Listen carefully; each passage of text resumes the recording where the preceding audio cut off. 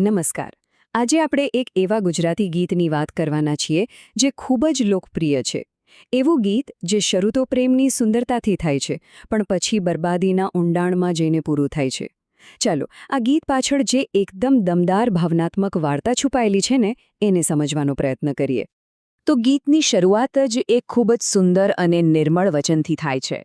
કોઈના જીવનના દરેક પગલાંને ફૂલોથી શણગારવાનો વાયદો.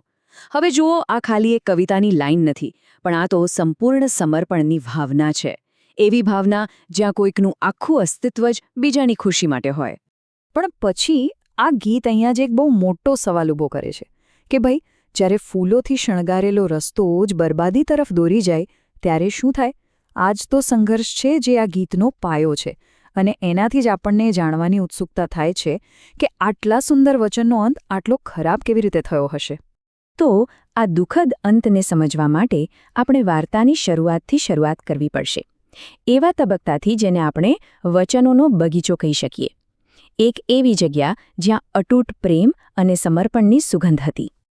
ગીતની શરૂઆતની જે પંક્તિઓ છે ને, એ એક એવી સુંદર દુનિયા બતાવે છે જે જાણે સંપૂર્ણપણે કોઈ પ્રિય વ્યક્તિ માટે જ બનાવવામાં આવી હોય. અહીંયા ગીત ગાનારનું આખું અસ્તિત્વ, એમના દરેક શ્વાસ બસ એ વ્યક્તિની ખુશીની આસપાસ જ ગૂંથાયેલા છે. અને સમજવા જેવી વાત એ છે કે આ કોઈ નાના મોટા વાયદા નથી. આ તો મોટા મોટા વચનો છે. એવી પ્રતિજ્ઞાઓ છે જ્યાં વ્યક્તિ પોતાનું બધું જ, સર્વસ્વ બીજા માટે આપી દે છે.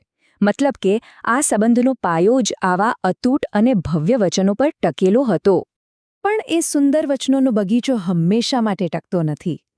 વાર્તામાં અચાનક એક એવો વળાંક આવે છે જ્યાં ભક્તિની જગ્યા દગાનો ડંખ લઈ લે છે અને પ્રેમ સીધો પીડામાં ફેરવાઈ જાય છે. અહીંયા વચન અને વાસ્તવિકતા વચ્ચેનો જે તફાવત છે ને, એ સીધો હૃદયમાં વાગેવો છે.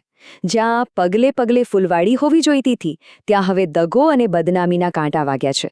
વિચાર કરો, ગીત ગાનાર માટે આ કેટલો મોટો આઘાત હશે, કેટલી હૃદયને ચીરી નાખે એવી લાગણી હશે. અને ગીતની આ પંક્તિનો અર્થ ખૂબ જ ઊંડો છે. આ દગો કોઈ સામાન્ય ભૂલ નથી, પણ એક એવો ઘા છે જે હૃદયમાં કાયમ માટે રહી જશે. આ દર્દ એટલું અંગત છે કે તે ક્યારેય ભૂંસી શકાય એમ નથી. હૃદયમાં રહી ગયેલો આ દગાનો ઘા ખાલી એક ભાવનાત્મક પીડા નથી. એના પરિણામો ગીત ગાનારના આખા જીવનને તબાહ કરી દે છે, જાણે કે એમનું નસીબ જ ડૂબી ગયું હોય. ગીતમાં જે જીવન નૈયા ડૂબી મજધાર કહેવાયું છે, એ બહુ જ દમદાર રૂપક છે. આ ખાલી એક હોડી ડૂબવાની વાત નથી, પણ જીવનભરની મહેનત, સપનાઓ અને ભવિષ્યની બધી જ યોજનાઓ ડૂબી જવાનું પ્રતીક છે. જે સફર કિનારા સુધી પહોંચવાની હતી, એ વિશ્વાસઘાતના તોફાનમાં અધવચ્ચે જ ખતમ થઈ ગઈ. આ બરબાદી કંઈ એક ઝટકામાં નથી થતી, એ એક પછી એક તબક્કામાં આવે છે. દગાની એક જ ઘટનાએ બધું જ ખતમ કરી નાખ્યું.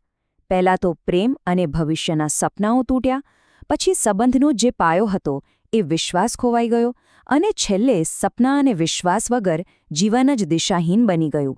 તો સપના તૂટી જાય, વિશ્વાસ ખોવાઈ જાય અને જીવન દિશાહીન બની જાય. પણ આ બધા પછી પણ કંઈક પાછળ રહી જાય છે. શું? એક ક્યારેય ન ભૂલાય એવો ઘા, દગાની એક કાયમી નિશાની જે ક્યારેય મટતી નથી. અહીંયા જે દગો શબ્દ વપરાયો છે ને, એનું વજન સામાન્ય વિશ્વાસઘાત કરતાં ઘણું વધારે છે. આ કોઈ ભૂલ નથી, પણ એક વ્યક્તિગત હુમલો છે જે સીધો આત્માને ઠેસ પહોંચાડે છે અને એક એવો ભાવનાત્મક દાગ છોડી જાય છે જે ક્યારેય ભૂંસાતો નથી. અને એટલે જ આ ગીત છેલ્લે એક સવાલ સાથે પૂરું થાય છે, જે આખા ગીતના ભાવનાત્મક ભારનો સારાંશ છે કે ભાઈ, જ્યારે પ્રેમ કોઈના માટે આખો બગીચો બનાવી દે, પણ પાછળ એક એવો ઘા છોડી જાય જે ક્યારેય રૂઝાય નહીં, તો આ પ્રેમ અને પીડાના ચક્કરમાં અંતે ખરેખર બચે છે શું? મને લાગે છે કે આ જ સવાલ આ ગીતને આટલું યાદગાર બનાવે છે.